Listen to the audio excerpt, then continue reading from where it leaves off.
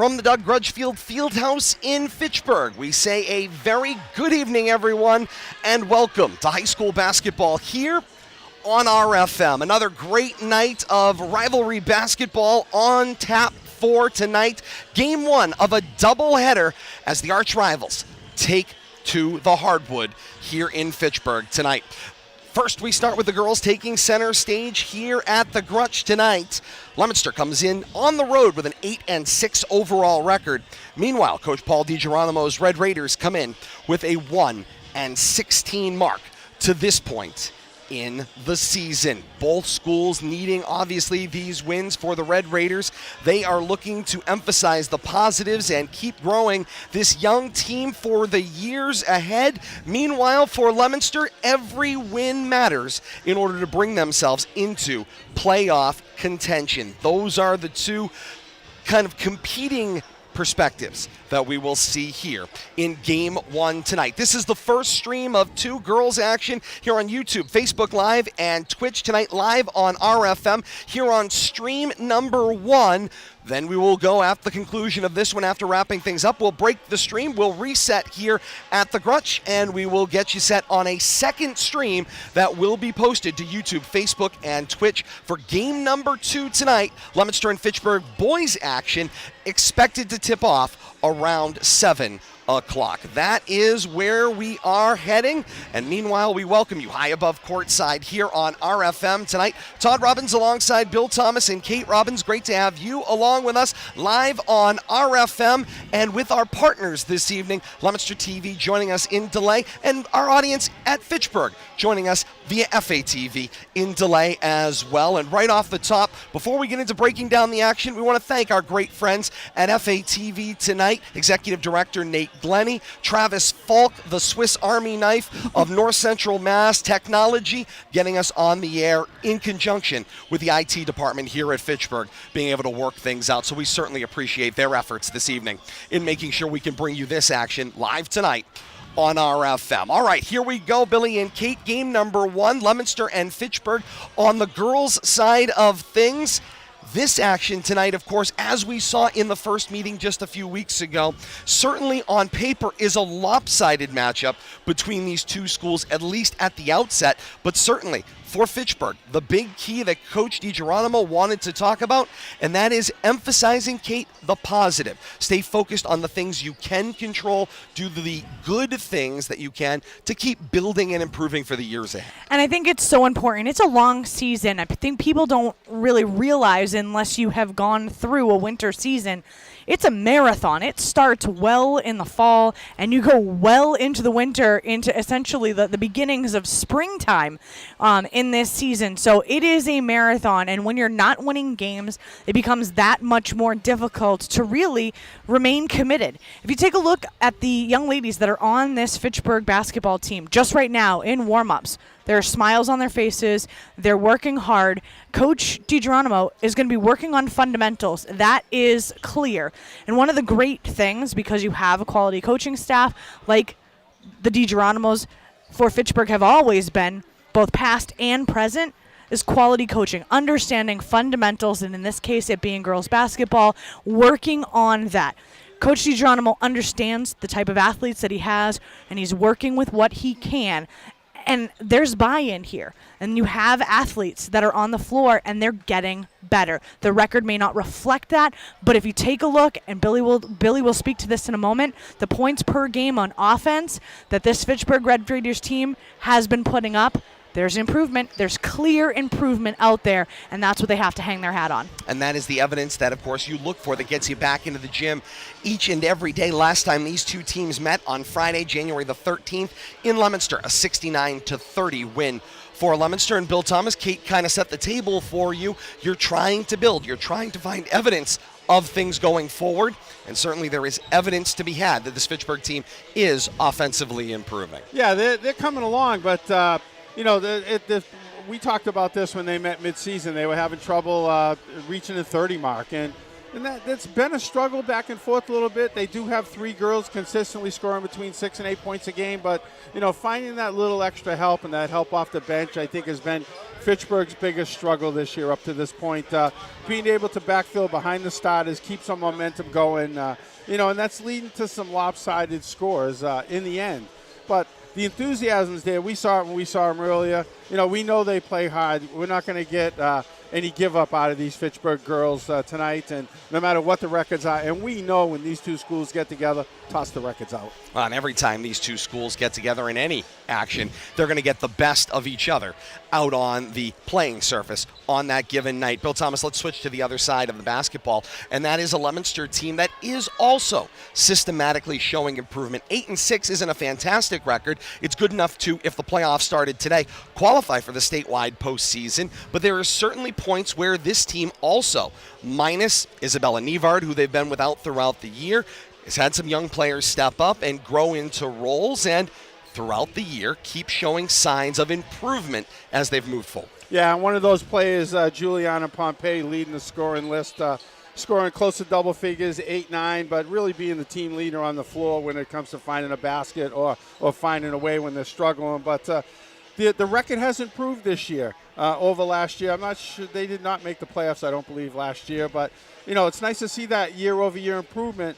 They've stumbled a little bit in the last week or so, though. They've only gone 1-2 after having a nice 4-game winning streak. So looking to get back on track against a Fitchburg rival tonight. And I'm sure Rusty's going to have them ready to play. The girls are going to come out fired up. And, they're on the verge of making the playoffs. And I'm sure that's the number one thing on their mind. Let's get these wins out of the way now, not have it come down to the last game or two of the season. And, Kate, it seems like every time we talk to a coach at this time of year, every game matters at this point during the year. But for Leominster, that much more particular. The math says they're in today, but a loss to Fitchburg would be completely detrimental to making that math work out going forward. So this is a game you not only can't lose, you absolutely must win, and you must win convincingly in order to overcome the mathematical equation issues that are a part of this contest. And Todd, I'll translate, by at least 14 or more. That's correct. That's what you're saying. They need to win by at least 14 or more. If I'm Coach Rusty Frederick, I'm nervous about this game. I'm not going to lie to you, because you have a group of student athletes who are playing for their playoff lives, but they're also high school athletes. And so on paper, this should be a walk in the park, but this is a rivalry game. This is a situation where Fitchburg, and you know that the coaches are talking about it because it's exactly what I would do. You get to play spoiler for your rival? Absolutely. This is a huge pick-me-up for Fitchburg. Leominster, Coach Frederick has to find a way to get the spark going, because unfortunately, sometimes with student athletes, sometimes with any athlete, they kind of either rest on their laurels or they just go, meh, we're going to look beyond this team, regardless of the fact that it's a rivalry. But Coach Frederick knows that they are in a spot right now where in the last power rankings, they were sitting at 17. That means that they're essentially automatically on the road in the first round. Not only that, if they continue to slip, if, for instance, they lose this game or they don't win it convincingly by at least 14 or more, you're in a position where you're going to continue that slide and you're going to be facing a higher seed in the playoffs. And you also then have to continue to worry about, do we maintain that 500 or better record to ensure that we have a spot? Right now, you are traveling for the privilege in the statewide playoff system for your spot. This is a massive game, and unfortunately, sometimes high school student athletes trying to get that message across can be a little difficult in a situation like tonight. This is going to be a difficult one for Coach Frederick. I want to see what he can get for a spark out of this team, especially in the first quarter. And we knew the schedule down the stretch for the Leominster girls would be difficult because they have not played at home since February 5th. They will not play at home until long into the next week at best, if things were to develop that way. They're on the road at Doherty, at Shrewsbury, and at Hopedale. That's a Monday, Tuesday, Thursday for action next week. Introductions going on out on the floor, national anthem to follow, and then it's tip-off. It's Leominster and Fitchburg, game one of a doubleheader. We'll have that action for you here on RFM. Stay with us. This is high school basketball on a rivalry doubleheader night right here on RFM. Fitchburg Leominster, game one, coming up right now.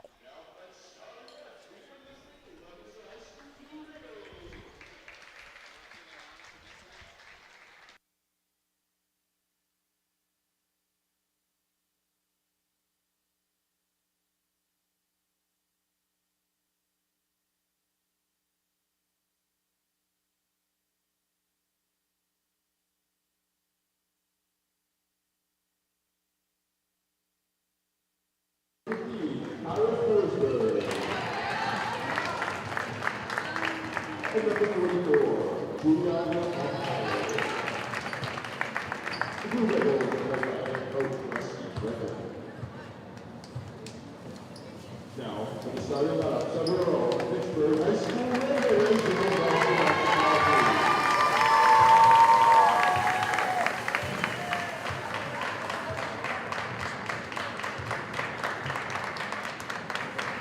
Number 10, Doug Grutchfield. Number 13, Wachusett.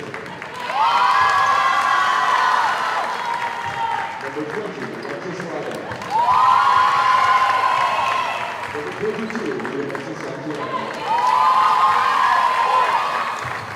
And number 23, Midland.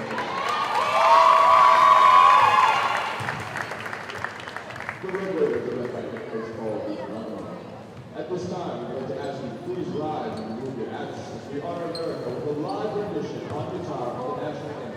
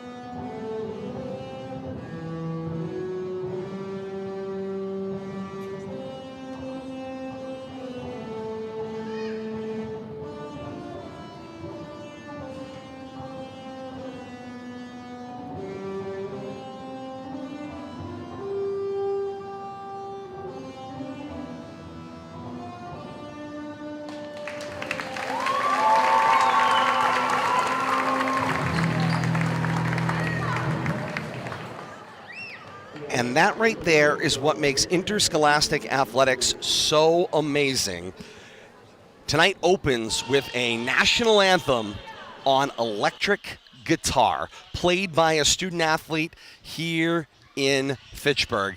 It doesn't get much better than that. Kate, that is what I just said was what makes interscholastic athletics so special, is that you get an opportunity to see students in many different lights. In this case, a student athlete that can also play electric guitar and open us up with the national anthem. You're right. It doesn't get much better than that because you're not going to have that opportunity when you move forward in your athletics. So this is essentially the prime spot to be able to see just how multi-talented the student athletes are at the various home venues. And that one was pretty special. And paying homage to Jimi Hendrix. Homage. I was going to say, did you notice the Motorsports Insider, by the way, liked the national anthem on electric guitar? I love the different renditions. Absolutely. The guitar, the live singers, mix it up, but keep it faithful to what the national anthem means, and that was a great rendition right there. Bill Thomas mentioned Juliana Pompey, who will kick things off on the floor for Leominster, will get a start tonight.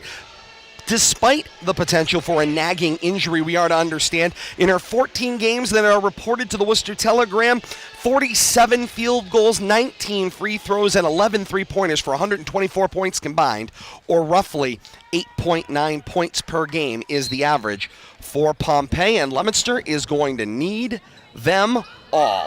The ball is up, and away we go. Game number 1 from the Doug Grutchfield Fieldhouse in Fitchburg. An immediate steal, and Caldwell swims over the top of the head of a Red Raider, misses the lay-in, and then Pompey is going to get whistled 10 seconds into the basketball game for a foul on the rebounding action, and that's the kind of situation they cannot afford for Pompey to be in foul trouble, Billy. Yeah, that's not who you want to have pick up that first foul 10 seconds into the game, but We'll have to see if that affects things later on, Todd. Leominster wearing the road black tops, black bottoms, trimmed in royal blue and white. Royal blue numerals front and back. Caldwell another steal. Found Keenan. Keenan missed the shot. Pompey the follow. Count the basket and a foul. And that's what she does best, using her size underneath. There to clean it up. Picks up an and one.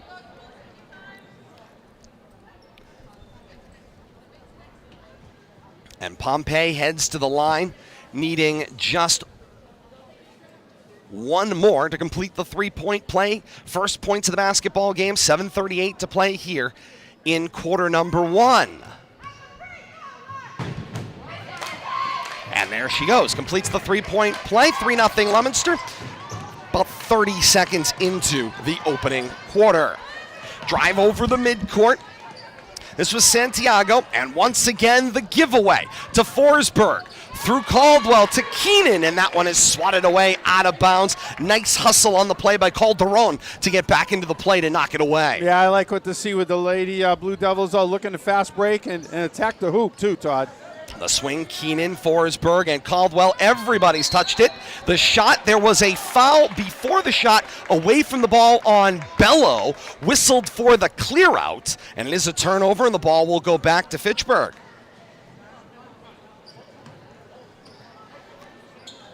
3-0 the lead for Leominster, 45 seconds into the opening quarter. Here come the Red Raiders, whistle before the three-point shot, and it's a traveling violation whistled against Sanchez, and the ball will go the other way. And we've seen through the last couple of years, the junior beautiful Sanchez is certainly sort of the point of attack for the Red Raiders. Everything sort of goes through her up and down the floor. She's got to get it going early. No, and that's one of those things. When you have a basketball athlete, that becomes important to have them be your point person. Keenan missed the three. Forsberg, the clean rebound, goes back up with it, gets fouled, and Forsberg will go to the line to shoot two. Blue Devils doing a good job controlling the offensive boards early on in the game, Todd and Kate, and I think that could be a key tonight. That'll be Leiden's first, team second for the Red Raiders. 2 fouls apiece right now. Should probably put those up. Boy, I'm rusty over here, people. But we're more than happy to have you back. Indeed we are. I haven't put a single point up either. Wow. I am just amazing tonight. Can you check on those fouls? Looks good. Forsberg, a little plinko. That one doesn't go. 0 of 2 on the trip. Last touch by Leominster out of play, and the ball a turnover back to Fitchburg. Crushing it over here, by the way. Santiago tries to find Kitchen, and it got knocked away. Last touched by Kitchen out of play, and Leominster gets the ball right back. And right now, the Red Raiders are struggling to get out of their own end of the floor. Yeah, I don't think they've had a clean trip down the court yet, Todd, and that press is really messing them up on those inbounds. Keenan for Caldwell, 3. 6-0 Leominster, 6:45 to play here in quarter one, and Leominster continues with that full court pressure. Raiders do break it. Calderon back for Santiago. Shot hard off the rim. Bello the rebound, and here comes the run out. 3-on-2. Keenan takes it to the basket. She got stripped once again by Calderon, who's been doing a great job getting out ahead of the Leominster break. She sort of leaks out back down floor and takes the ball away for a second time on a trip. Yeah, what we're seeing, though, is attack, attack, attack on those turnovers. The inbound, this is Forsberg. Bounces to Pompey, step back 3, back rim no. Calderon taps the ball to herself for the rebound.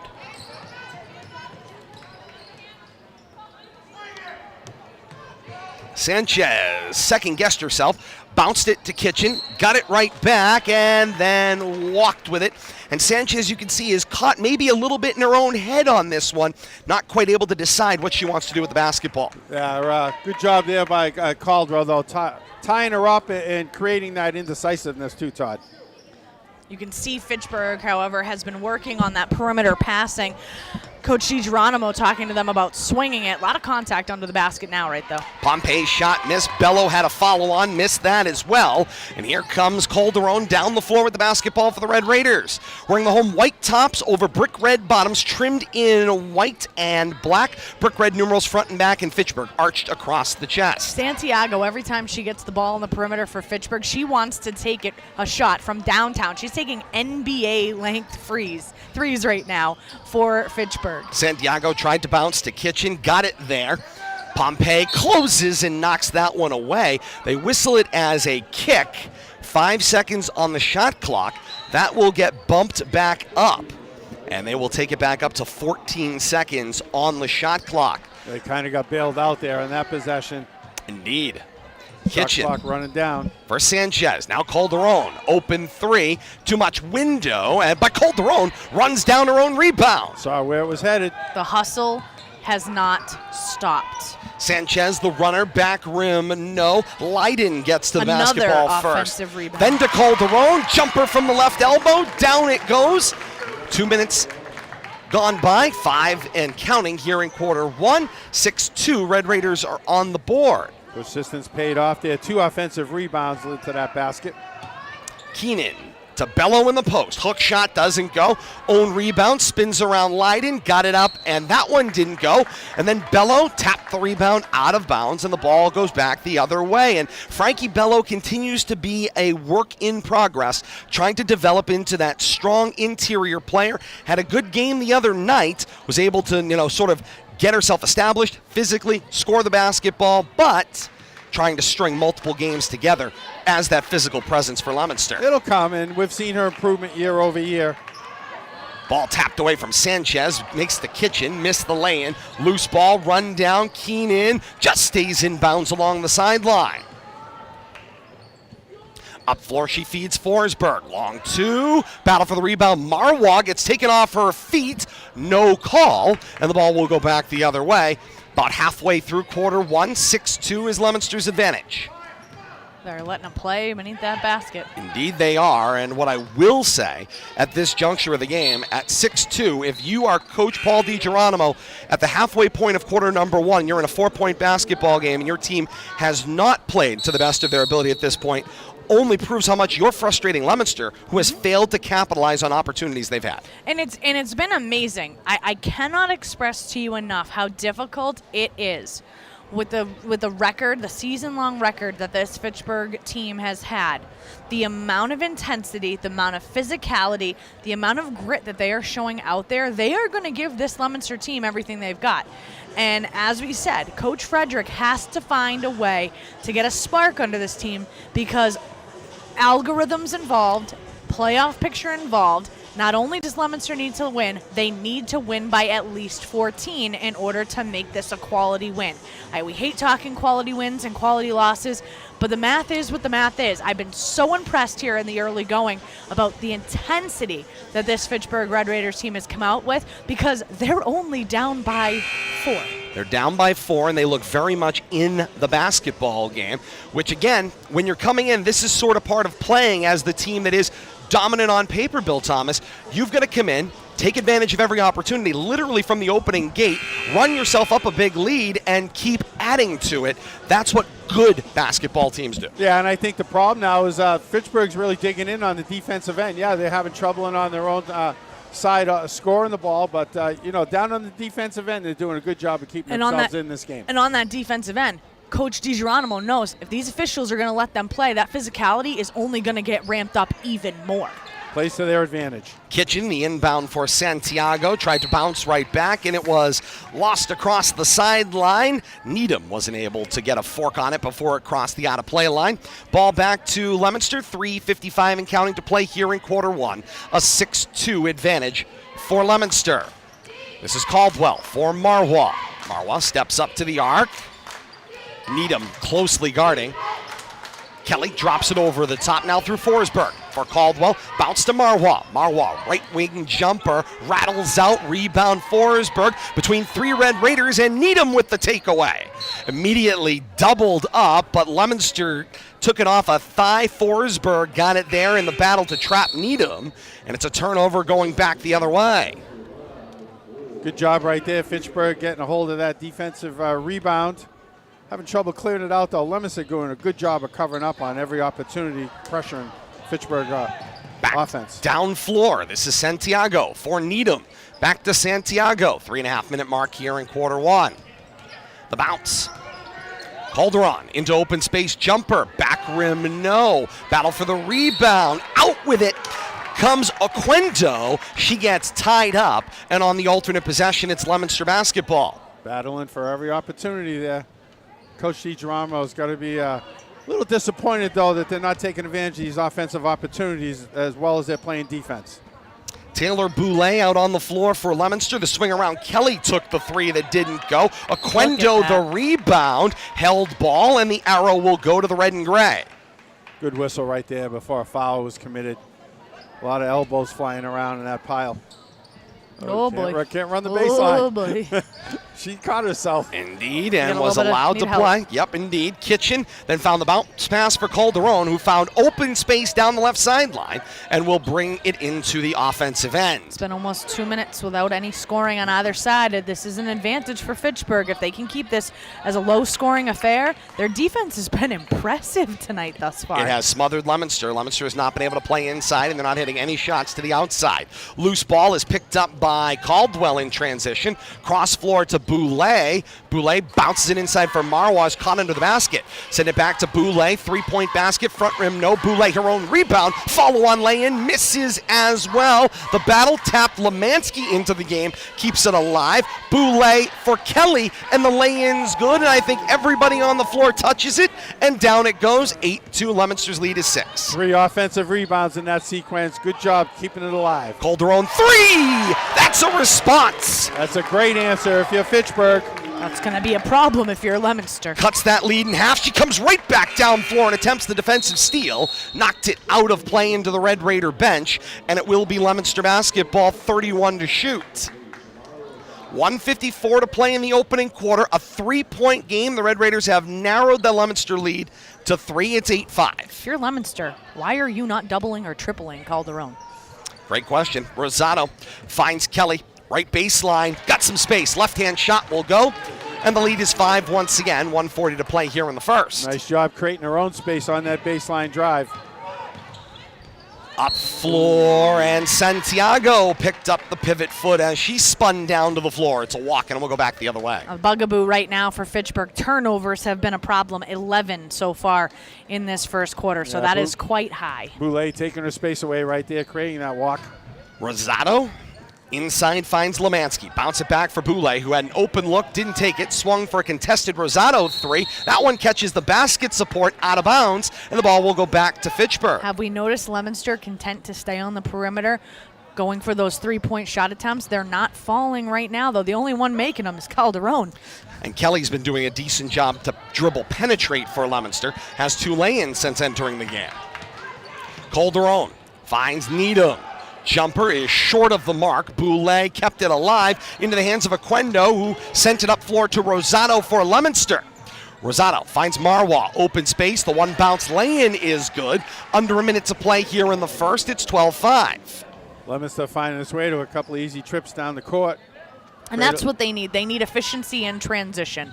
Because if you let Fitchburg get set on the defensive end, they're going to bring their physicality at you. Sanchez to Santiago. 3, and down it goes. It's a 4-point basketball game once again. Why bother perimeter passing? Just find your shooter.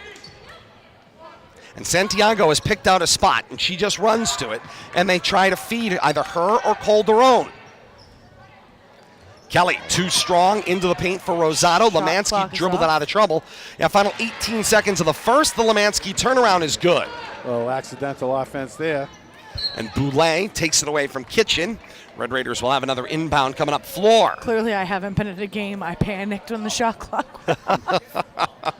Kate has been working from HQ, but it's great to have you back on site tonight. I think I've been in the living room a little long. Back down floor. Calderon. Back for Santiago. For Needham. 1 second. Go at the buzzer. Front rim, no. And Sanchez just a shade shy. But through 1 quarter here at the Grutch, game number 1 of 2 tonight. It is 14-8 Leominster advantage. But that is tenuous feeling at best. There were points. Fitchburg got as close as 3. And then at points, Leominster was able to balloon their lead to as many as 7. So somewhere in that neighborhood is where we are. But again, I think you are much happier if you are Coach Paul DiGeronimo with your team's performance in quarter 1 than if you're Coach Rusty Frederick on the Leominster side. Well, I have to agree, Todd. You know, I think Rusty's a little disappointed they couldn't capitalize more, especially on their offensive rebounding. a number of putbacks that they couldn't convert. But, yeah, if you're Coach DiGeronimo, you got to be really happy here. A 6-point game, and, your team is scoring, at a pretty good clip compared to what they've been doing in the past. So one thing I think they got to do is they got to clean up their ability to bring the ball up court, and that's really where Leominster is really making the most waves, is just harassing Fitchburg, trying to get the ball up court to get into an offensive set, and number of turnovers has led to the opportunities Leominster has had. They just haven't converted on them all. So many ways to watch, and great to have you with us tonight. Whether you're joining us on YouTube, Facebook Live, or Twitch here tonight on Friday night, February the 10th, or in delay with our partners at Leominster TV and FATV, great to have you along with us. And if you weren't with us off the top here on RFM, once again a shout out and a big thank you to Nate Glennie, Executive Director, FATV, Travis Falk, the Swiss Army knife of technical difficulties here in Fitchburg, and the IT department here in Fitchburg for all collaborating in order to get us on the air tonight here from the Doug Grutchfield Fieldhouse with our view high above this beautiful field house tonight. Second quarter action, 14-8. And then Rosado will add a 3 to the Leominster tally. 17-8, 7:45 to play, second quarter. Once again, Leominster with the turnover off that pressure on the inbounds. And count that basket. That's what Leominster's looking to get more of right there. Those turnovers, turn them into quick points. They failed to do that with any type of consistency in the first quarter, Todd and Kate, but I'm sure Coach Fredericks is happy to see the way this second quarter has started off. And Boulay not able to get the follow-on. Got her own rebound, though, and banged that in. And it's 21-8. Turns it into a 4-point play right there. How about that? 30 seconds into the second quarter, and all of a sudden, Leominster has found themselves and has picked up the pace. Boulay, the steal, looks for Gorham ahead of the break, and threw her hands and out of play. And I like seeing Denham Gorham join the action here as we start the second quarter, because for Leominster, she brings a grit and a tenacity, frankly, that Leominster needs. They need that little bit of grit out on the floor, and she certainly brings that to the action. Especially playing heavy defense, too. You got to be able to, mix and match your players, keep them fresh. She's sassy out there. Indeed. I like it. Boulay the steal. Sanchez got her hand on the cross-court pass. It's out of play. Leominster will keep the basketball. Once again, the Lady Blue Devils doing a great job in that inbounds press. The beginning of this second quarter is what we would expect to have seen out of this Blue Devils team. Gorham frustrated there as she started her move to the basket before the ball hit the hardwood with the dribble. It's a turnover going back to Fitchburg, 21-8. Leominster's lead, 7:08 to play, second quarter. Up floor, Calderon's pass, not able to connect to Thamacek. And that ball will go out of play. Pressure creating that turnover once again. Rosado, left-hand drive, now to Pompey. Cross court, find Kelly. Kelly inside Gorham. Offensive foul appeared to be the signal. He changed it to an elbow. He grabbed the back of his head. It's usually the signal for the offensive foul. I saw that too, and a little confused there, but we'll give him one. Oh, they are. It is. The offensive he did foul. not report it at the table as an offensive foul, at least from here, but it was the initial signal, so it's an offensive foul. They're saying it was a clear out on the elbow of Gorham, and an immediate giveaway by Kitchen. The ball will go back to Leominster, and we'll call it discombobulated here in this first half. And I'm not sure at least they didn't post it on the scoreboard, because I think that would have been her second foul. Down the floor. That's Sanchez. Deflected by Gorham. Rosado with the steal at the top of the key. Got room down floor as the pack follows, but Rosado gets an uncontested 2. Nice job getting under control right at the end of that run. This is what you want if you're Coach Frederick. You want consistent scoring out of your offense. That one is well off the mark by MJ Thamacek. Out of play, and the ball back to Leominster, and unsettled basketball at this point in the second quarter. And turnovers have, for the most part, led to 9 quick points here for the Lady Blue Devils. And Fitchburg continues to struggle, not scoring as of yet in the second quarter. That's true. And here come the Blue Devils from right to left. It's Caldwell for Keenan. Right back to Caldwell. Caldwell dances. Calderon got it back to Caldwell. Corner, Pompey, right wing jumper. That one goes. Good patience, finding the right shooter in the right spot there. Fitchburg playing good hands-up defense, just can't cover everybody. Winding down to the 2-minute point into this second quarter as we pass 6 minutes. 5:58 and counting. 25-8 Leominster's lead, and the Red Raiders throw that one away. Somebody zigged when they should have zagged. Back down floor. It's Caldwell. Caldwell for Rosado. Pompey tried to flash. It got deflected, but Rosado with it. Baseline pass finds Keenan the right wing. Short of the mark, Pompey rebound. That one doesn't go. Now Gorham gets tied up on the play with Santiago. It's a held ball, and Leominster keeps on the arrow. Gorham gets rewarded for that aggressiveness. See a little shoulder? Oh, the arrow, I thought the arrow was facing Leominster. The arrow is facing Leominster. Why'd they give that to... And Coach Frederick pointing at the arrow. The officials say the arrow was wrong. It's an immediate giveaway, and Leominster's got the basketball. I'm all confused now. I was going to say, I don't believe it's us. That's what I could say tonight. Ball rolls out of bounds. Action going the other way. I'm looking at the arrow, and I'm trying to figure out who's inbounding. Of the many things that our on-screen graphic provides, possession arrow is not one of them, at least not really well. Yeah, I wouldn't but be able to keep up with I that. got to tell you, we're going to get one of these days. You know what it is? It's the rubber band on your hand. That's all you Well, need. that is it. And that's the officials either use the rubber band or they will use something in their pockets. The problem I would have with the whole thing in the pocket is you constantly move, so your pocket doesn't stay left or right. There's a travel. And there's a walk going back the other way, and Gorham pumps her hands in frustration with herself as she knows she just has to put the ball down on the floor before she gets that first move going. Well, she was already on the ground. And there was that. 5:08 and counting to play in the second. 25-8 Leominster's advantage. Calderon, right hand drive, too strong. Gorham with the ball. Gorham lost the handle, and she will send it for Keenan, who trails. Keenan into the front court, steps on the gas. Kick Rosado, left corner three. Catches a little rim, and Caldwell the rebound. Sets up for a three of her own. Splash! That was from the Fitchburg bench. If you give her that much space, though, she'll take it. Nice job. Offensive rebound, and once again, pays off. 4.5 to play here in the second, and Leominster's lead is all of a sudden 20. Yep. And that tells you just how fast things can change.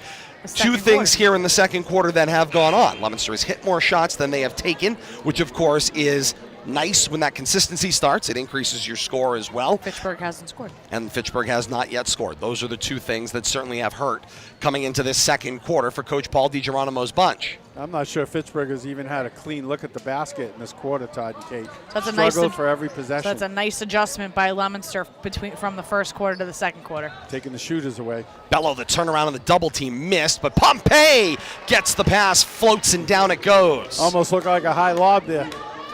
30-8, halfway through to halftime. Game one of two, a doubleheader here on RFM tonight. Great to have you along with us. YouTube, Facebook Live, and Twitch. Todd Robbins alongside Bill Thomas and Kate Robbins. And great to have you with us, whether you're live tonight here on RFM via the multitude of platforms or you're joining us in delay. Community access across the Twin Cities. Our partners at Leominster TV, Bradley Bedard here tonight, bringing you the looks from high above the Doug Grutchfield Fieldhouse, or in delay with our partners at FATV as well, and through a partnership between LTV and FATV. Everyone working together to bring this action to you, and we're glad to have you joining us and a part of Interscholastic Athletics tonight. Timeout on the floor. 3:49 to play here in the second, 30-8. Second game coming up, and if you're joining us live tonight, there will be a break in the action. We will actually end this current stream that is labeled game number one, and it's labeled girls basketball. We'll break that stream.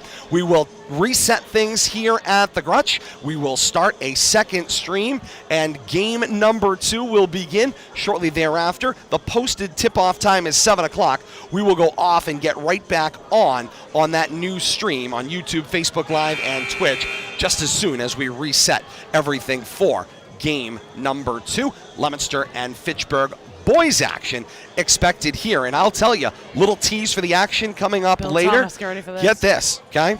Leominster has been a team that has been struggling. They have not played consistent basketball on the boys' side of things. Meanwhile, Fitchburg, since losing to Leominster back on January 13th, has been on a 7-game winning streak. Undefeated. And Coach James McCall's bunch, they are looking better and stronger with each and every game.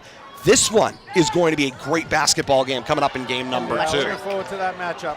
Kitchen missed that lay-in short, and here we go back the other way. First good look Fitchburg's had at the basket in this quarter. And a takeaway as Pompey is stripped by Santiago. Leominster will keep the basketball, and the shot clock freezes at 26. Keenan off the inbound 3, and she hits. Tell you, who's ever in that far corner, they're loving it over there. All the points coming from outside shots over there in this second quarter. Sanchez. First touch by Shea Marie Rodriguez, joined after the last whistle, and that ball out of play.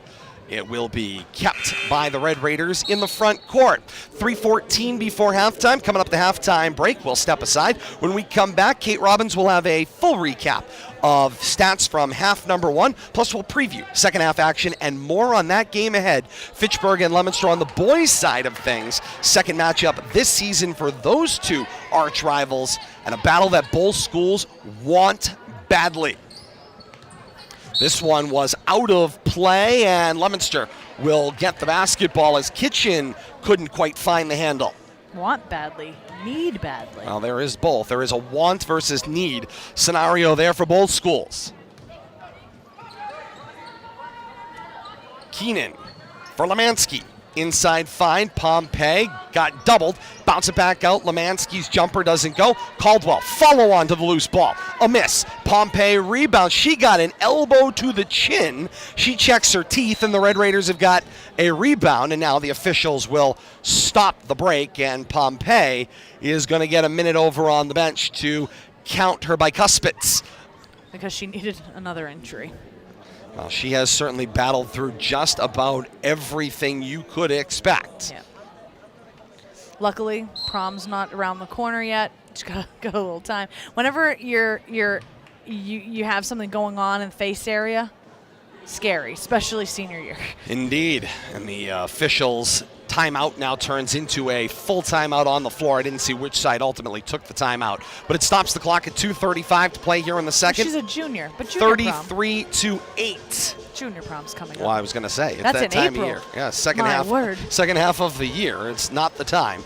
Don't get hit in for the that. face. Crowd starting to fill in here at the Doug Grutchfield Fieldhouse, and of course, in support of this one. And I got to say again, we mentioned it the first time these two schools got together, but we'll say it again.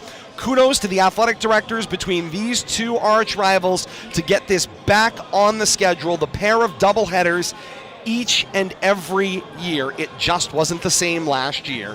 It is so much better when both varsity programs can play at the same location on the same night twice a year.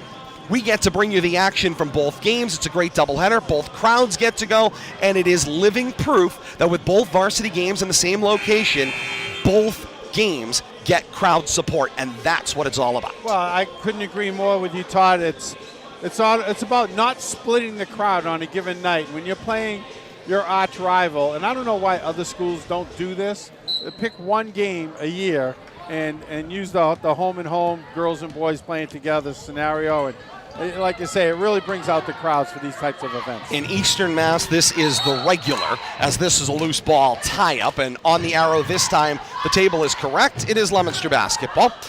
In Eastern Mass, at least in the Middlesex League, I can tell you that is how they play their schedule throughout. Both JV games are at one location, both varsity games are at the other on the same night. Well, and you do that in the spring season and in, oh no, that's not true.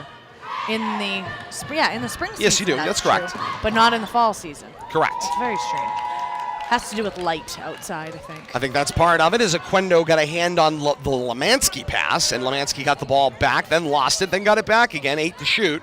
Forsberg gets an open look, short of the mark, and Keenan couldn't keep it alive. She was across the boundary line, and the ball will go back the other way. Come on. And I'll just sort of put a final concluding point on that, by the way. Not only does the Middlesex League do this routinely, halfway through the season, they flip. So it's not always girls first and boys second. It will sometimes play boys first and girls second. They flip it at the halfway point throughout the year. Nice steal there by Leominster. And it's Marois finding Forsberg, and the lay-in will go. 95 seconds before halftime. Is it Marois or I looked down. Marois or Forsberg on the basket? Forsberg. Thank you, sir. The pass missed. Calderon ends up in the hands of Rodriguez. Over the head. Santiago finds Kitchen, and her lay-in does not go. And then Marois gets tied up with Calderon. Held basketball, and Fitchburg will keep. Unfortunately, Fitchburg still has yet to score in this quarter. And if you're coach Paul DiGeronimo, you're sitting there going, what could have been? Yes. Because that first quarter was exactly what you wanted. Precisely. And then it just has not materialized in quarter number 2. That's a travel, and the action will go back the other way on another turnover.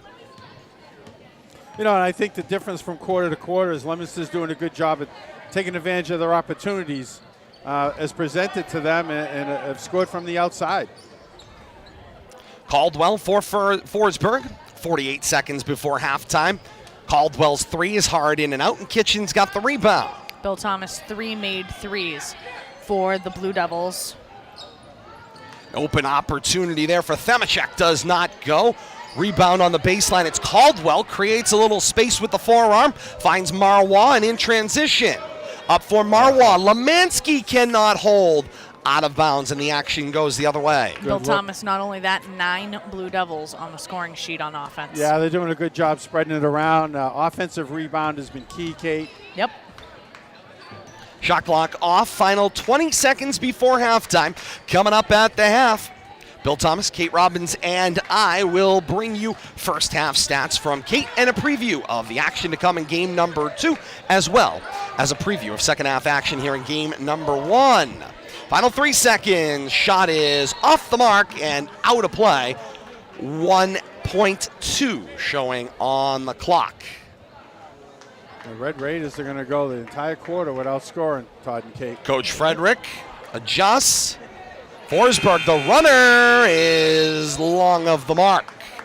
But it is halftime of game number 1 between Fitchburg and Leominster. On the girls' side of the ledger, it's Leominster 35 and Fitchburg 8. Well, I have to say, Fitchburg came out very competitive, but the wheels fell off in that second quarter for them. Yeah, it's almost as if they would have been better off never stopping for the quarter break. Things were moving momentum-wise. They come out after the stoppage between the first and second quarter and didn't quite have the same light that we saw in quarter number 1. Yeah, and I think that Leominster was able to have such a big quarter because they opened things up with their outside shooting. Kate mentioned 3 3-pointers, a number of twos, and some good offensive rebound led to a 21-point quarter right there for the Lady Blue Devils. Halftime here inside the Fieldhouse in Fitchburg, 35-8. Leominster on top of Fitchburg. Let's stick right here, Bill Thomas, before we head to the break, as it is the Fitchburg cheerleaders with a step routine. We'll take that and then our halftime break here on RFM. We rock this.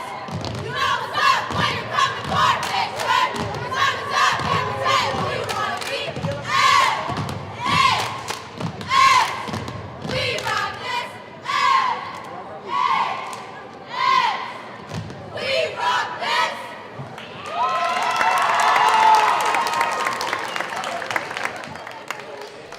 And with that, 35-8, Leominster on top of Fitchburg at the half. More to come. You're watching high school basketball right here on RFM.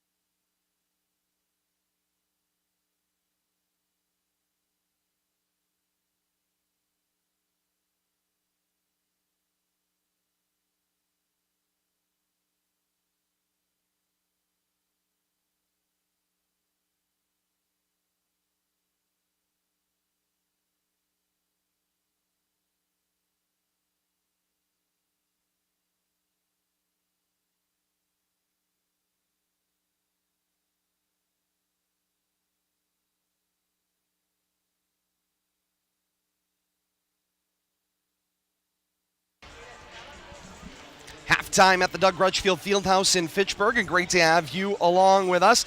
Todd Robbins, Kate Robbins, Bill Thomas on the halftime break. He'll be back with us in a matter of moments. Game 1 of 2 doubleheader action here on RFM tonight.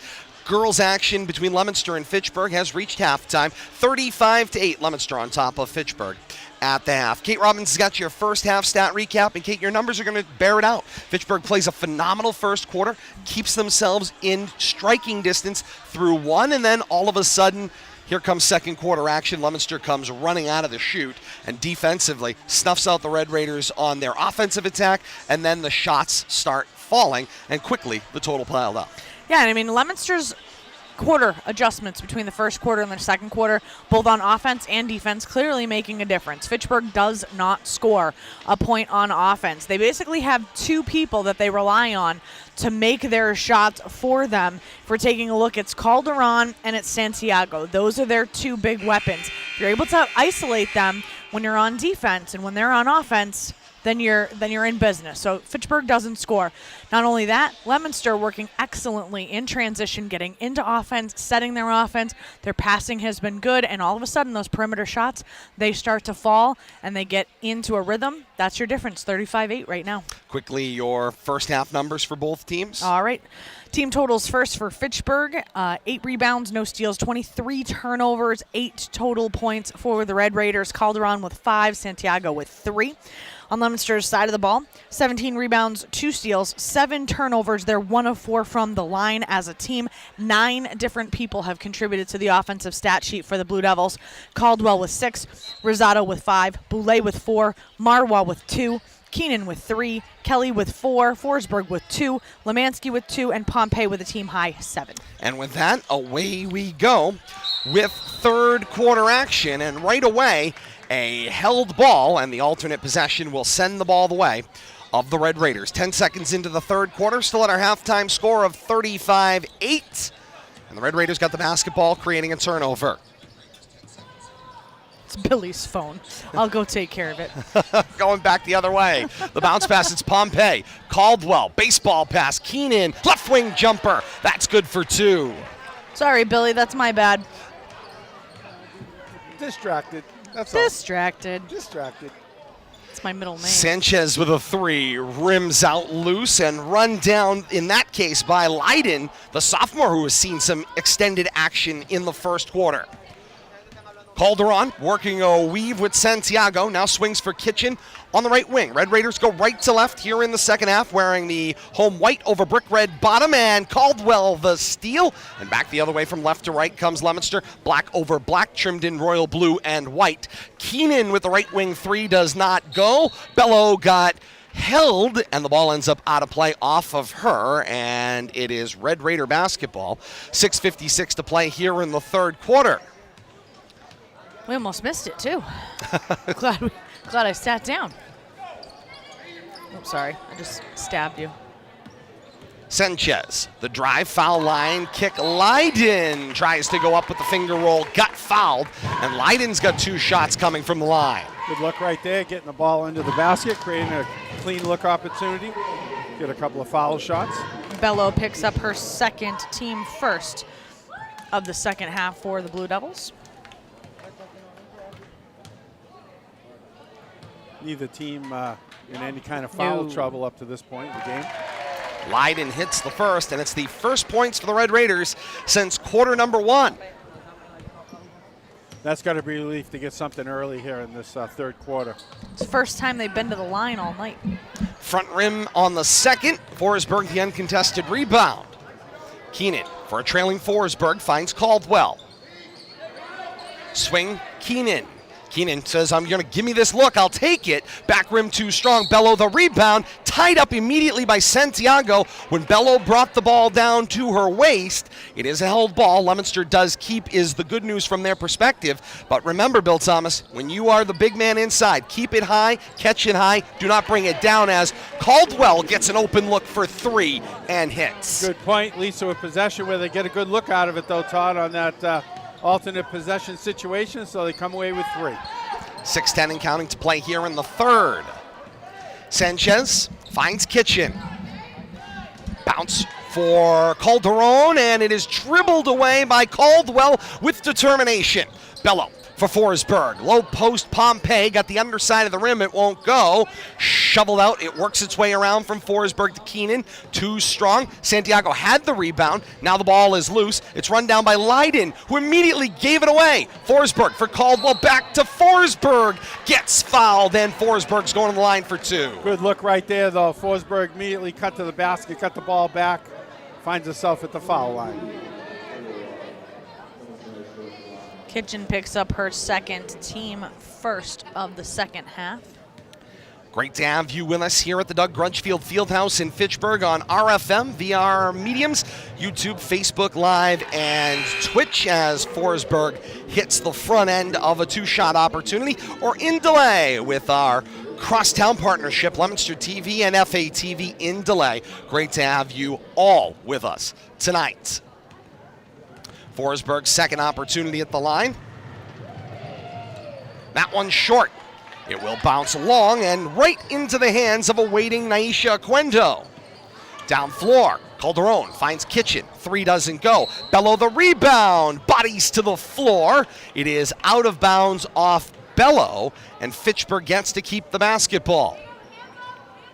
5.5 minutes to play here in the third. 41-9, Leominster's advantage. Calderon goes inside for Santiago. Back out for Calderon. It was deflected out of play by Forsberg, and Fitchburg keeps the basketball. Big block right there. Tried to save it on the rebound. Leominster playing good defense here in this third quarter. Kitchen gets it right into Aquendo on the bounce pass. Sends that over to Needham. Yeah, indeed. Calderon from the right wing, 3, that does not go. Forsberg waiting for the rebound. In and out of the hands of Caldwell, and an immediate giveaway to Santiago. Santiago with the outlet, find Calderon. Little runner, too strong off glass. Pompey's rebound never held. Calderon right back up with it, collides with Bello, and Calderon's got 2 from the line. Bello won that collision, but Calderon gets himself a couple of foul shots. That should be Bello's third, and it is team's second of the half. The irresistible force met the immovable object, Bill Thomas, but the irresistible force gets 2 shots. And Bello on the verge of maybe catching a little bench time here in this third quarter, picking up her third foul. Leominster with 3 individuals waiting at the table to come in, and you are correct, Bill Wholesale Thomas. changes, including Bello. Calderon misses the first. 4:55 to play here in the third, and Coach Paul DiGeronimo said to me before the game tonight, they're focusing on the positive strides they've made throughout the year. Yes, they won their opening night game and then proceeded to lose the next 16 in a row as there was a foul on the subsequent action.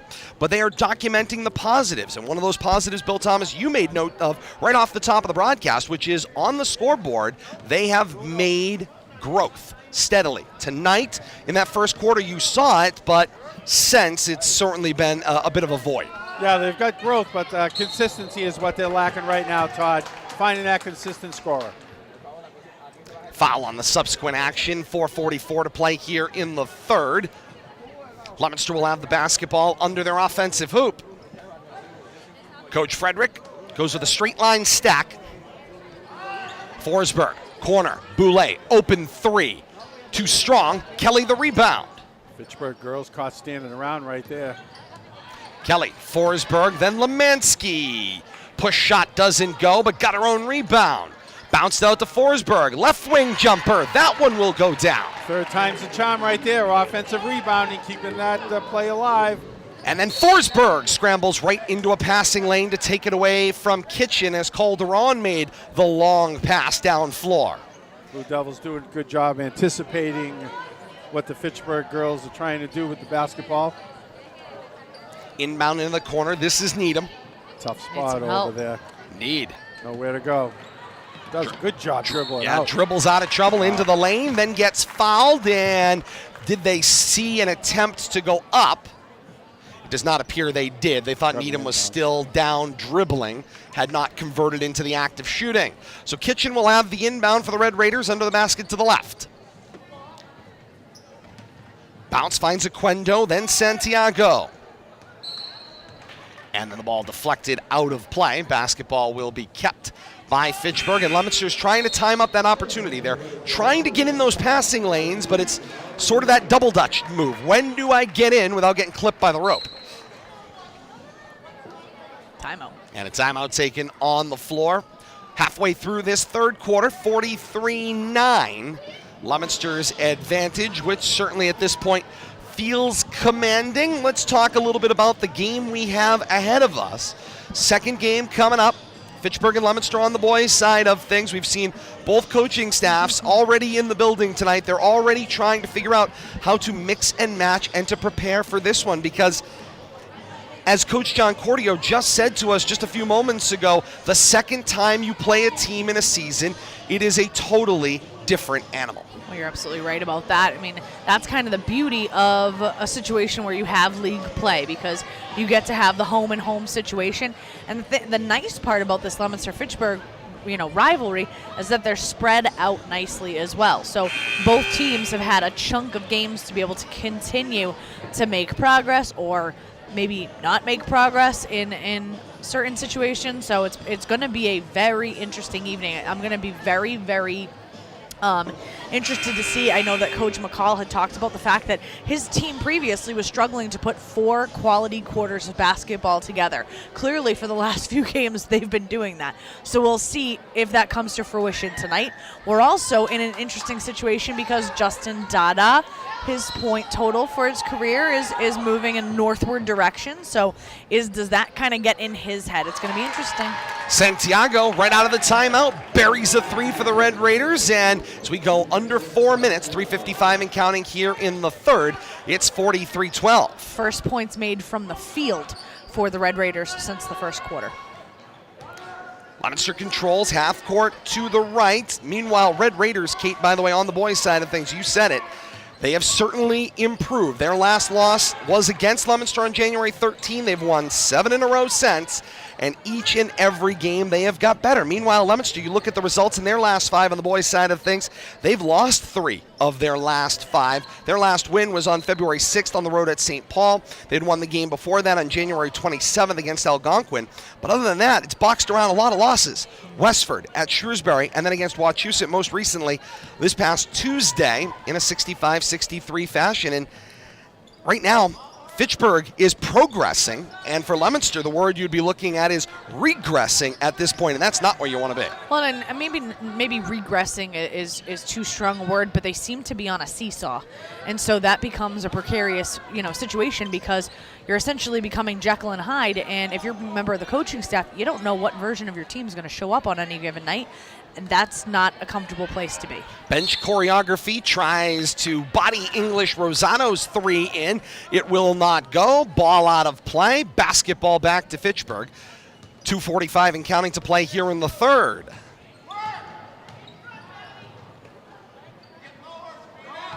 Calderon and Santiago really working hard to try to work together to make something happen on the offensive end. Just they cannot seem to get into a rhythm. The whistle blows every single time they're on offense. Yeah, in this case, Santiago with the drive got held up. So the foul on the floor against Leominster. Fitchburg keeps the basketball. That one's going to be Marwa's second. And Marwa gets tied up immediately again with Santiago, and the arrow is red and gray. Good hustle by Marwa to red and gray, in on that. Now the officials got it right now. Switching back. Hello, friends. I told you, when you put something in your pockets, remember, your pockets move. Hold on. I was going to ask you about how your left pocket can move to your right pocket without you touching it, depending on the direction. But you got to remember the direction you're going, right? Left is always left, Todd. No, your left may always be left, but you keep moving around. So do you remember, is it up floor or down floor? Which direction does it go? Nice steal by Marwa. Marwa going the other way, 4-on-1 if they hurry. Kick back Poulet. Have to talk to. We have a few official friends. We can talk to them about that. Ask them what their technique is. You should know. You've officiated basketball. I have, but I did not use a item in my pocket. I just told you. The pockets stay where they are, but you move. The rebound goes back the other way. Aquendo goes up floor and finds Santiago. Oh boy. Cross court and into the game. Soni Ina is able to keep the ball alive. Another steal by Marwa. Indeed, and Marwa tries to dribble it up floor, gets it well enough to find Kelly ahead of the break, and Kelly gets the lay-in. What a good look there, though. As soon as she regained control, immediately looked for the basket for that flashing player. Oh, Calderon needs help here around mid-court. Bounces it over to Needham, but Needham not able to take care of the rock and gives that away to Boulay in Indeed. transition. Corner, this is Rosado. Rosado, the drive. Floater will go. A nice step around right there. Drew the defense, stepped around, got about 10 feet closer, a nice little bunny. Final minute of the third, 47-12. Calderon has been trying to essentially penetrate the defense from the exact same spot when she's bringing the ball down court. They've not been able to figure out this Leominster defense here in either the second or the third quarters. Santiago got trapped and finally kind of rolled the ball toward half court, and Coach Paul DiGeronimo spent the timeout before the pass. 45 and 9/10 left here in the third. 47-12. Leominster's lead as we wind down here in the third quarter of game number 1. If you are joining us looking for game number 2 with an expected 7 o'clock tip-off for Fitchburg and Leominster's boys teams, we will have that action for you live here tonight on RFM on these same platforms, YouTube, Facebook Live, and Twitch. Call your friends and family and let them know. We will break at the conclusion of this one, start a second stream, and that second stream will have all of the boys basketball action coming up in just a little while. Again, an expected 7 o'clock tip-off. We hope to have our stream on the air between 6:45 and 6:50, depending on how action here in game 1. See some of the ends. boys gathering Yes. up here on the balcony and seeing how the girls' game is wrapping up here, getting their energy flowing. Look like they're ready to go. Everybody's got a little nervous bounce to their step. And with good reason, because they know They need every win matters, and they've got to have And we've this one. seen a reversal of fortunes in the two teams since they last met, so you're exactly right, Todd. Don't tell him he's right, Billy. All right, Kate, you're right, too. That's right. Ina for Calderon, final 43 seconds of the third. Calderon tapped loose by Kelly. Calderon recorrals. And now Calderon, no dribble. She's trapped. She'll bounce for Kitchen. Kitchen dribbles baseline. The foul with a half a second on the shot clock. And 2 shots to come. Not sure what happened there. They called the Pompey foul, with the foul. Well, that's going to be a problem. And Looked like he said 44, but there is no 44 on the floor. it's not a shooter. That's even more of a problem. What do we got? We're all screwed up here. And now the shot clock is very much Off. So they're going to have to reset that to 35, Well, it's or only it will be 32 off, so it's only 32 and 2/10. So they got that right. I think there's something else going on here.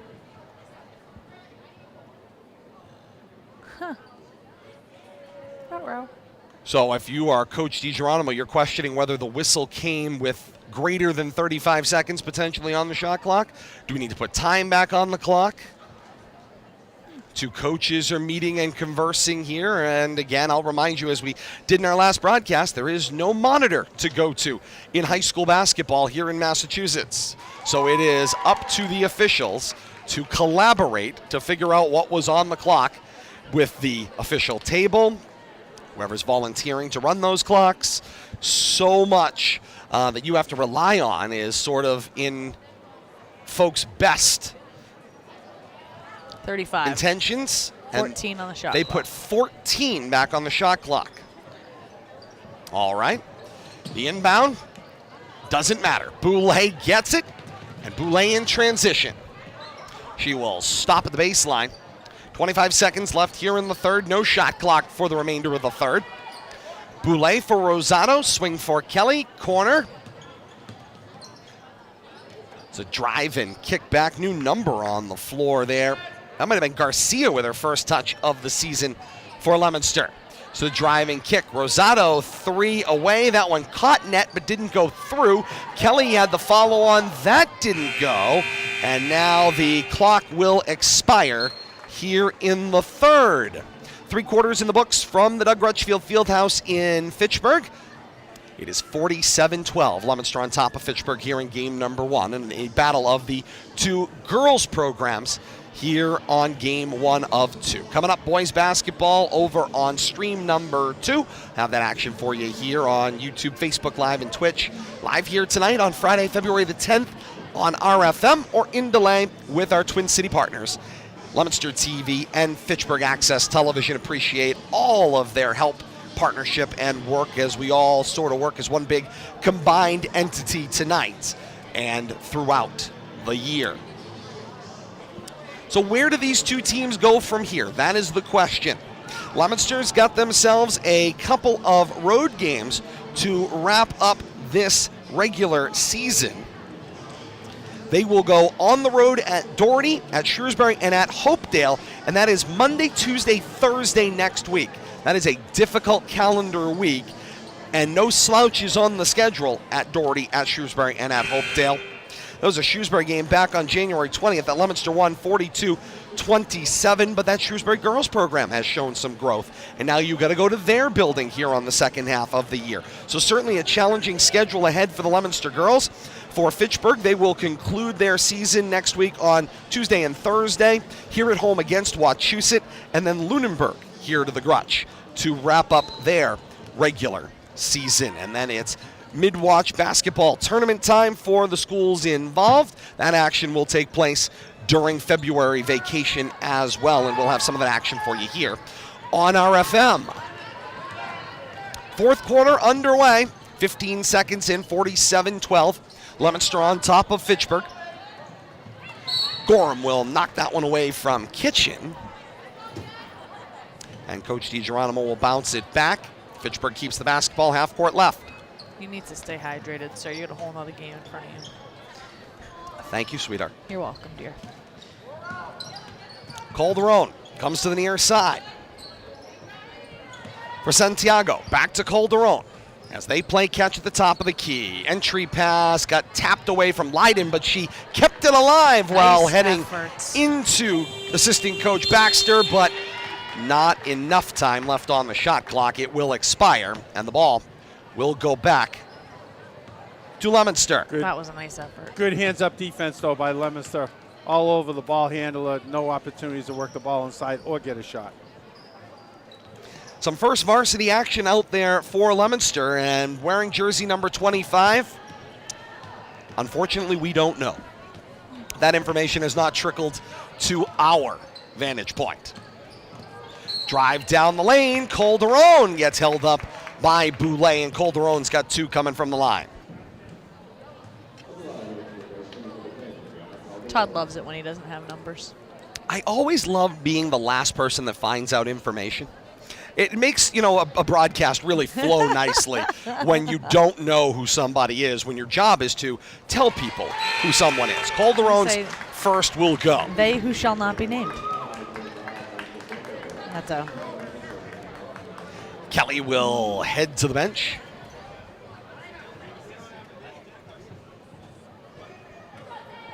Bill Thomas. My favorite thing is Billy just asked a senior. Doing some negotiating over here to see who we can find out. Thinking that he might know who that is. Calderon misses the second. And look, but it's called teamwork, Kate. It's like radio. It makes the dream work, doesn't it? Teamwork makes the dream work. We just find somebody. Bill Thomas actually negotiated with the crowd in the last time they all played in order to get a name. As a foul on Gorham, it will send Gorham to the line for two. Bill Thomas. Olivia Carr. Thank you. Dylan Carr's sister. They should know that. I was the going to boys say, should know. That would help. Thank you, boys. They have the same number, don't they? 25? That is correct. Now let's get back to the action. 25 and 25. Well, we'll add that to our sheet.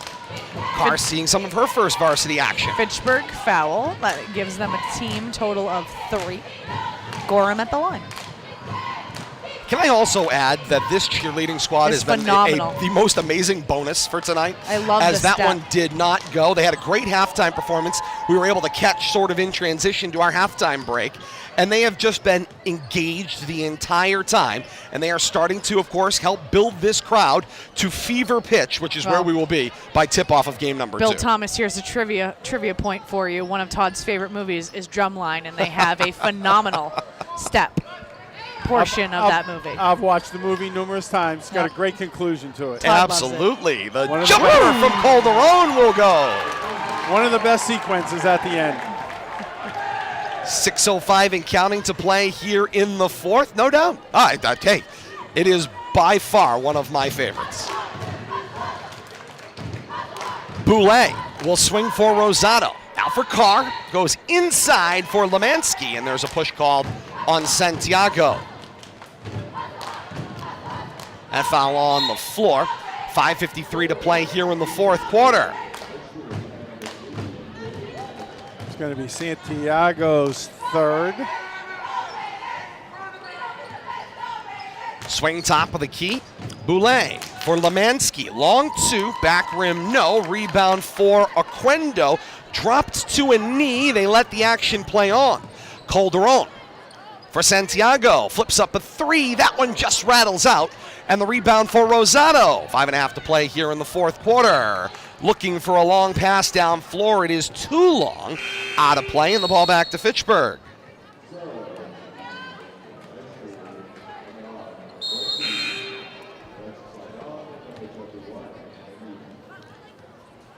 Couple of changes Yeah, here. Red Raiders making some changes. Coach DiGeronimo doing a great job growing the experience of his team. And you just look down the lineup. Backstopped by freshmen and sophomores with a sparse group of juniors. And that's the program that Coach DiGeronimo is cultivating right now. And yeah, it's a tough year when you're 1-16, and sure, you're on your way to being 1-17. But as I said to Coach DiGeronimo before the game, he's creating good people. And at the end of the day, that is the ultimate in interscholastic athletics. Absolutely. Good people and creating experience within his team. Learn how to operate on both sides of the basketball. Rosado steps up for a three. It's short of the mark, and Sunini Ina not able to keep that one in play. It is out of bounds. Leominster will have the basketball back, and Carr will handle the inbound. Carr for Rosado. Screen set. Ran out of real estate. Carr gets the loose basketball back. Swing back. That was Ella Beeland for Carr. Swing out Gorham. Gorham steps around, but she walked with it, and the ball will go back the other way.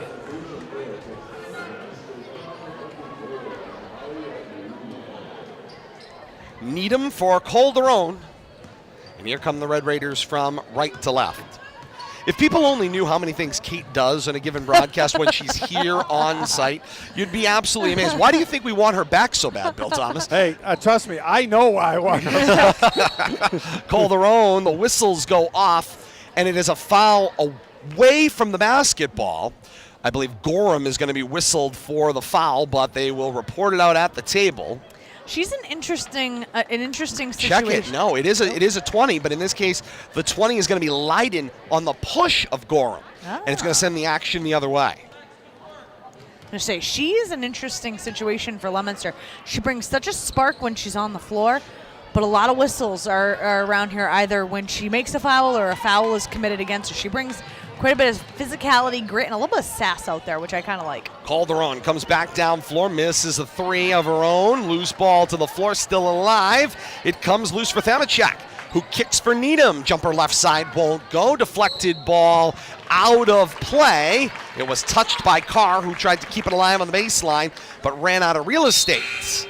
You know, when we talk about Gorham K, I think she needs to learn to corral her enthusiasm a little bit more, put a little more under control. It's almost like the officials are looking for her on the whistle, on those loose balls, on those over-aggressiveness, but that'll come with experience.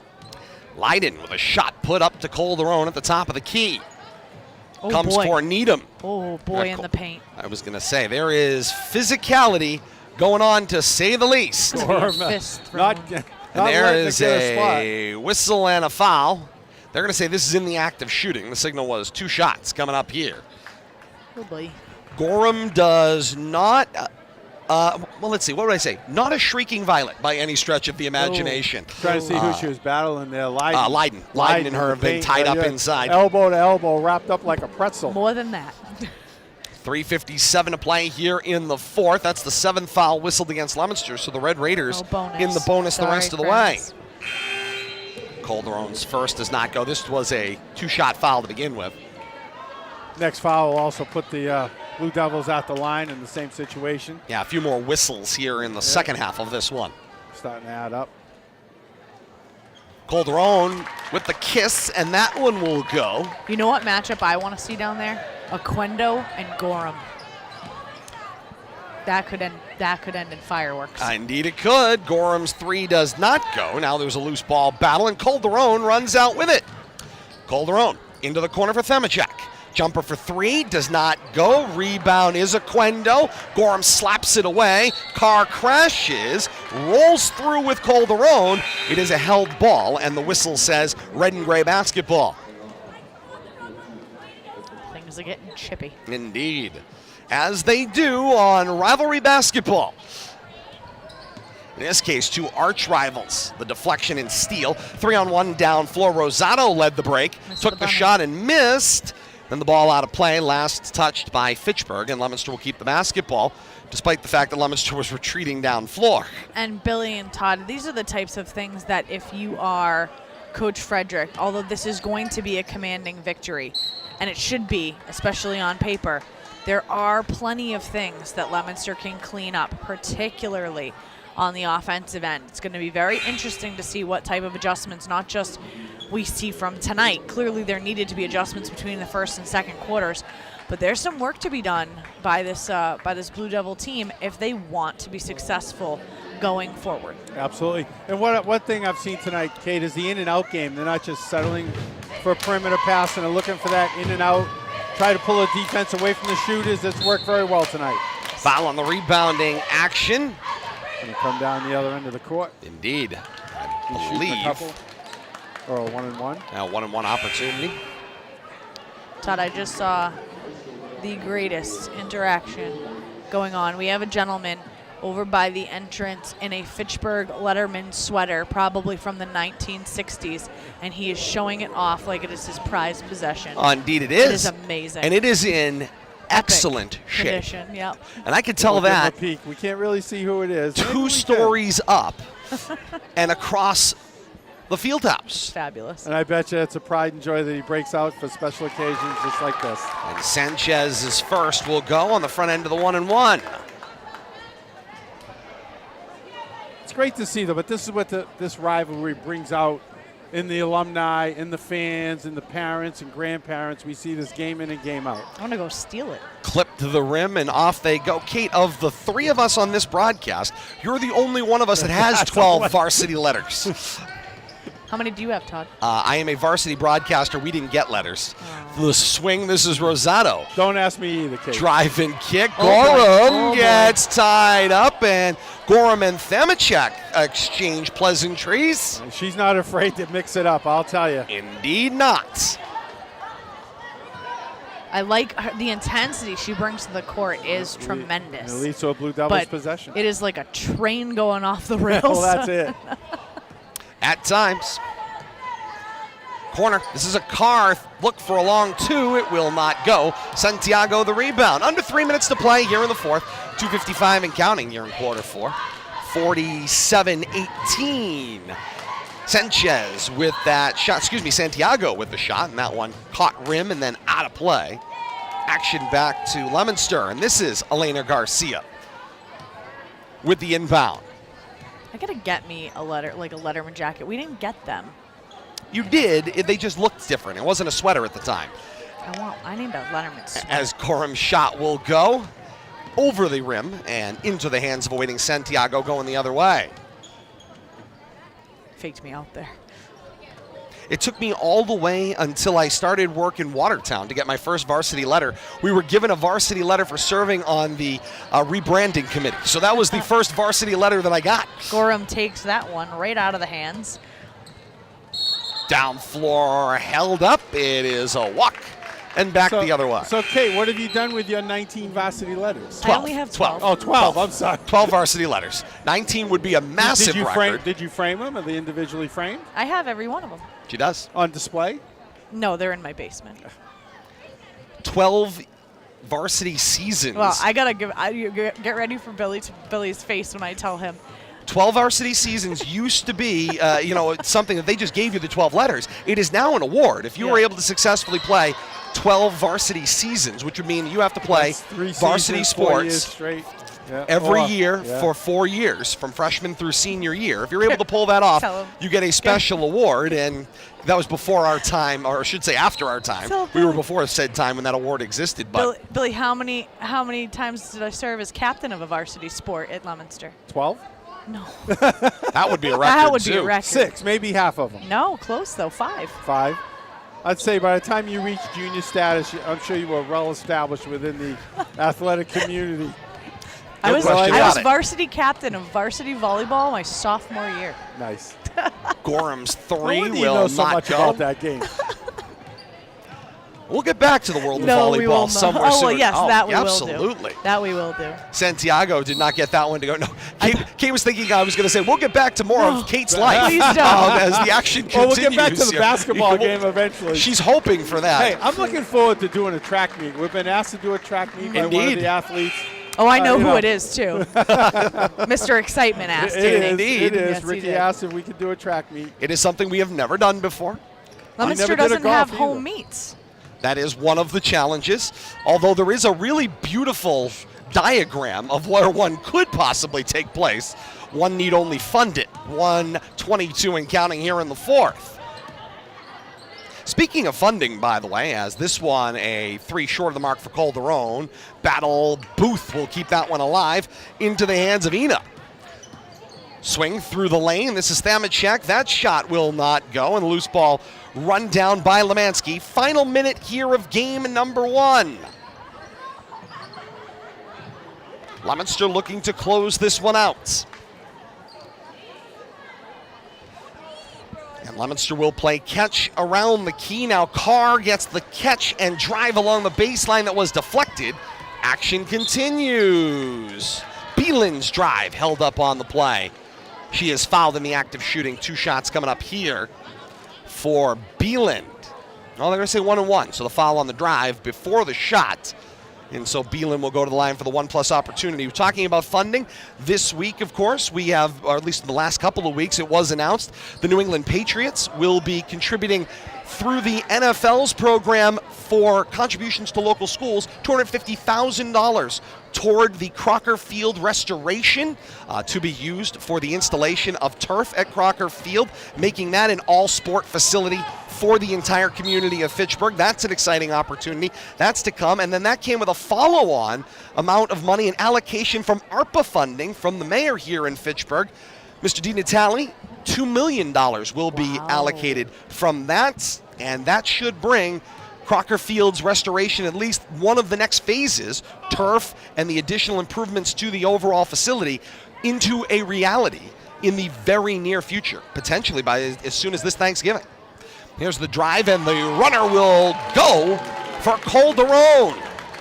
I mean, to make that the centerpiece of Fitchburg, downtown Fitchburg, and an all-purpose sporting event venue, a great opportunity for the city of Fitchburg. Absolutely, and that NFL program is absolutely a fantastic partnership between the National Football League, who you know isn't hurting for cash, and their ability to help communities all around their 32 franchises. And I would guess Crocker's a little bit, what's the right word? Disappointed that they don't get the recognition that we get over at Doyle Field with all the improvements. Well, it's and going to the open up statewide. so many other That's opportunities exactly for a right. historic venue. Exactly right, and I'm glad to see that. No doubt about it. 47-20, Leominster tops Fitchburg in the conclusion of this one, and Kate will bring you the final stats, including a few surprises to wrap this one up here at the Doug Grutchfield Fieldhouse in Fitchburg. Leominster takes game number 1. They improve to 9-6. The Red Raiders fall to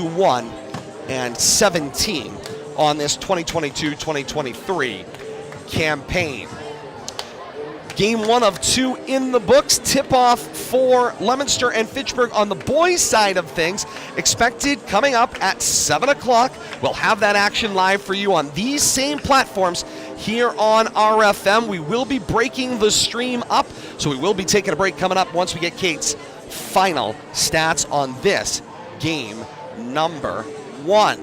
Once we have that, we'll break the stream, we'll reset things, and we will come back to the Doug Grutchfield Fieldhouse on a separate stream for boys basketball action as we reset here at the Grutch. But so much more still to come here on game number 1. Leominster a winner, 47-20. We'll step aside. Stay with us. You're watching high school basketball right here on RFM.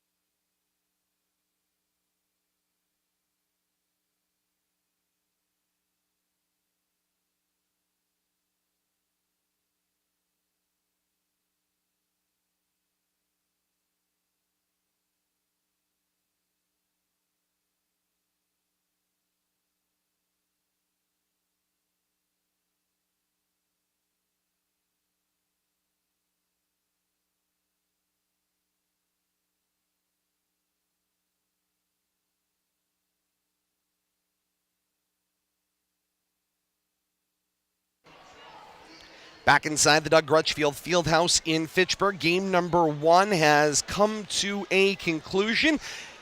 Leominster, a winner in game number 1 by a 47-20 total. Blue Devils improve their record to 9-6. Fitchburg falls to 1-17. We welcome you back high above courtside here on RFM. Todd Robbins, Bill Thomas, Kate Robbins with you here on RFM. We bring this first game to a conclusion here and talk a little bit about the final stats. And first, Bill Thomas, I'll start with you, and that is, if the Fitchburg team that came out in the first quarter played the next 3 quarters, I feel like we've got a very different basketball game. And that's the part that I think, I had said it earlier, will be the thing that for Coach Paul DiGeronimo will be the most difficult, which is that he had the right chemistry going in quarter number 1, and then the quarter ended. And then so did that momentum. And that's the unfortunate part, I think, of the storyline here. Yeah, and I think what happened, the intensity level dropped off for whatever reason during that quarter break. But, let's give Leominster some credit, too. They did some adjusting and worked their offensive sets a little better, found an open shooter, worked really hard under the boards and, stymied the Fitchburg offense with that full court press on every chance they had, whether it was an inbounds, a rebound, off a missed free throw. They were doubling the ball handle every chance they had. Never allowed Fitchburg to get back into that rhythm that they found in that first quarter, and Leominster just kept the pressure on, and that's the way the rest of the game went. There was nothing Fitchburg could do to regain that momentum once Leominster found the secret to the pressure and getting Fitchburg back on their heels. And offensively, Leominster did their best work in the middle 2 quarters, the second and third quarter, because the first quarter was not great. And Kate, the fourth quarter was even worse by your tally. Leominster failed to score in the final frame. They did. Final frame, they had 3 attempts from the line. They were 0 of 3 from the line, and they had nothing from the field in the fourth quarter. And while they had a commanding lead, I don't think you can sit there and go, well, yeah, what are you going to expect? You were just trying to run out the clock. Not so much. No, not so fast. On that one. That is a quick way to try to explain away. This isn't a football game. That's correct. A fourth quarter where you need to put together 4 quality quarters. I mean, how many coaches do we have stand up here from how many different communities that tell us 4 quarters, 4 quarters, 4 quarters? We're going to talk about it when we get to the boys' game in about 3 minutes. Yeah. We're going to talk about Coach James McCall. His boys have struggled to put 4 quarters of quality basketball together.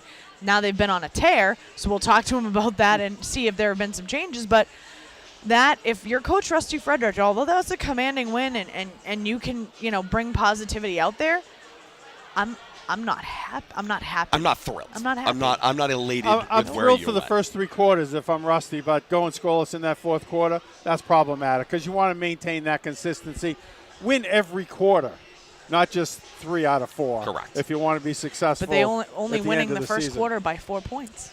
And not where you So you're at ultimately hoped 50% to be. production in my book right now. Yeah, indeed. But they have the ability. It's about sparking the fire. They have the ability. And this was, as we said at the beginning, this was going to be a difficult game to maintain that grit, that fire, that passion.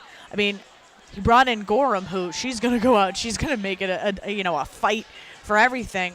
But there wasn't offense to match that type of intensity where you saw it on the defensive end from Gorham. So it's going to be very interesting to see what happens to this girls' team. They have the pieces. The puzzle pieces are there. But can they put 4 quarters of basketball together? That's a question mark for me. And their defense creates the opportunities for their offense. They get the steals, they get the ball moving in transition, and then their misses are a monumental number that add up time and time and time again. While we're adding up numbers, Kate, your chance to wrap up this 47-20 Leominster win with the numbers. Yes, let's. All right. Fitchburg side of the ball first. Team totals, 20 rebounds, no steals, 28 turnovers. They were 3 of 9 from the line. Calderon had a team-high 11 points. Leyden had 1 point. Santiago had 6 points. Sanchez ends her night with 1 point. On the Leominster Blue Devils side of the ball, 28 rebounds as a team, 6 steals, 13 turnovers. They were 2 of 9 from the line. They had that 27-point victory. They had quite a few people involved in the stat sheet, which was excellent. Caldwell had a team-high 11 on the night. Rosado with 7, Boulay with 4, Marwa with 2, Keenan with 3.